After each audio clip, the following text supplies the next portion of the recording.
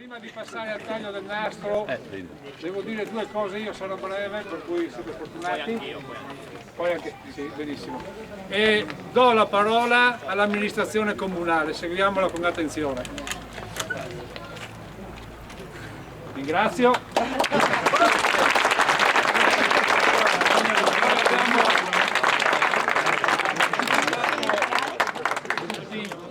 I rappresentanti politici e istituzionali del nostro territorio, ringrazio per chi è partecipato, per chi è presente e devo dire pochissime cose. Allora, la prima è che questa esperienza sappiamo che sta volgendo al termine, la palestra a breve sarà riconsegnata alla sua funzione fondamentale per cui è stata fatta, e cioè l'attività scolastica dei ragazzi della scuola.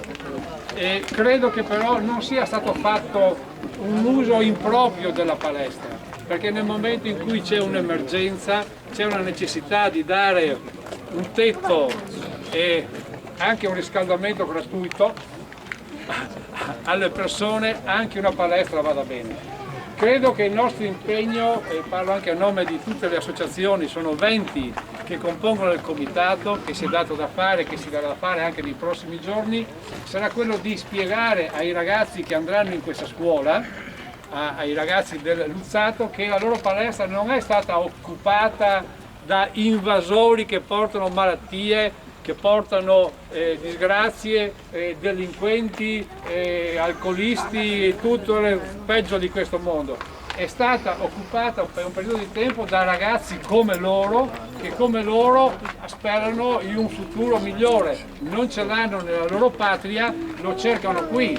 Auguriamo che lo trovino come i nostri genitori, i nostri nonni e così via lo hanno trovato in altri paesi, insomma, ecco, questa è una cosa che faremo ed è importante farlo. Per quanto riguarda il loro futuro, noi speriamo che in Italia trovino non siamo noi a decidere se avranno diritto o meno a una protezione internazionale o a un permesso, eccetera. C'è chi è preposto a farlo. In questo momento però quello che mi importa dire è che loro sono qui regolarmente, sono riconosciuti dallo Stato italiano, non sono dei clandestini e si sono anche dimostrati tutti quanti delle persone molto serie.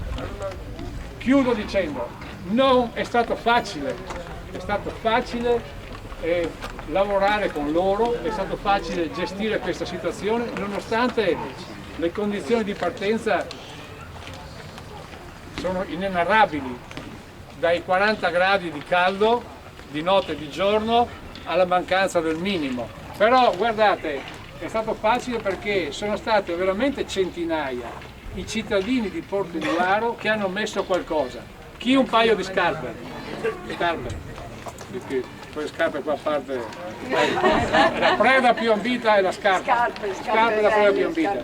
Chi le magliette, chi l'acqua, chi la pizza, chi lo shampoo, e chi le lenzuola, e poi quelli che hanno, devo ringraziare 14 maestre e 8 assistenti che stanno portando avanti con loro un programma di corso di italiano intensivo, gli amici della Croce Rossa che sono intervenuti in continuazione per garantire a loro l'assistenza sanitaria. Qui voglio chiarire una roba, scusatemi se tiro un po' più a lungo, ma voi dovete essere interpreti nei confronti degli altri. Questa gente sta bene e sta meglio di me, perché è anche più giovane naturalmente. Ha avuto dei problemi dovuti allo stress fisico di una traversata di un deserto che non è proprio piccolo, si chiama il Sahara, non so se lo conoscete, ecco, almeno di vista o di nome, e poi della traversata del Mediterraneo. Qualcuno era letteralmente affaticato. E poi quelli che sono i dolori normali che abbiamo tutti, il mal di denti, il mal di testa, e dopo la passione del calcio, perché qui ci sono 3 o 4 caviglie storte, perché è incontenibile. Tutto qua, ma nient'altro, questo deve essere molto molto chiaro a tutti.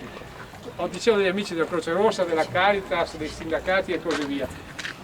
È stato facile, oltretutto perché tutte le associazioni che hanno lavorato insieme, e vi assicuro che sono di idee, di opinioni, sono organizzazioni religiose di vario tipo, dalle musulmane alle cattoliche alle cristiane ortodosse, organizzazioni con riferimenti di centro, di destra, generali, organizzazioni umanitarie, laiche e così via.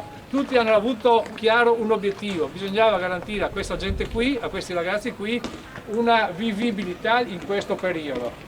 Questo è stato l'obiettivo e ci ha permesso di andare avanti senza nessunissimo problema di differenze di primo, di secondo e di terzo. Questa è la cosa principale, credo, Mauro, no? Ecco.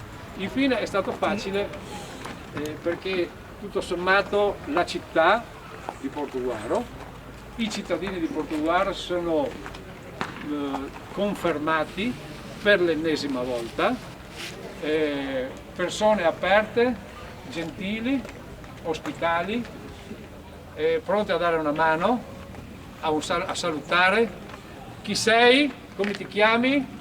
Come stai? Per strada, questi qua hanno fatto strage di chi sei.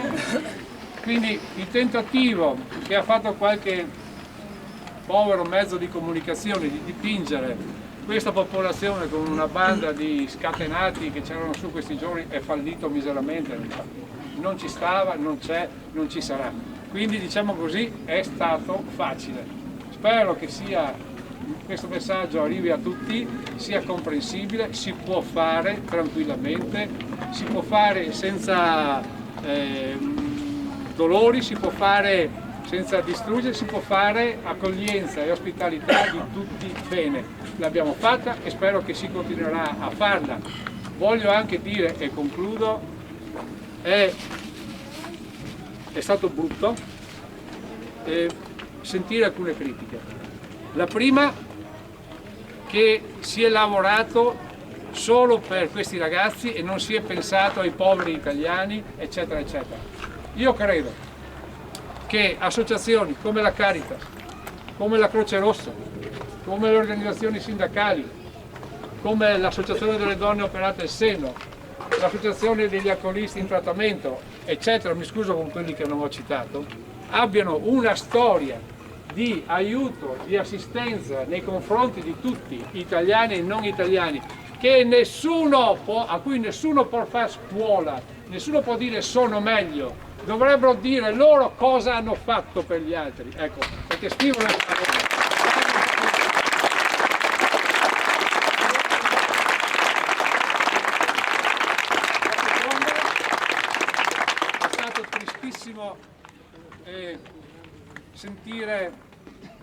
leggere di un sarcasmo dicendo ma avete fatto l'anguriata per questi, avete fatto la festa, avete fatto questo e così via, magari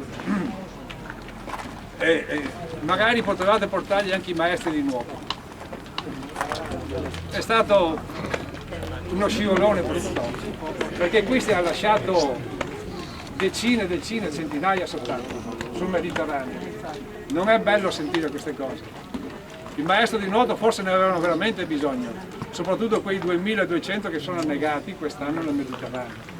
È stata una battuta di poco gusto e spero venga ritirata e cancellata. Certamente noi ce la ricorderemo per un po' di tempo, ecco, perché non sono belle queste cose. Allora, torniamo ai toni positivi. Adesso i ragazzi, prima c'è Damiano che doveva dire qualcosa? Vieni qui. Sì, voglio inizialmente, anzi infine, ringraziare la parrocchia che si è dimostrata molto più disponibile rispetto all'amministrazione comunale che di fatto, come ha ricordato Roberto, non ha fatto nulla. Quindi questo va tenuto in considerazione. Quindi un grazie alla parrocchia, quindi Don Gabriele, che ha permesso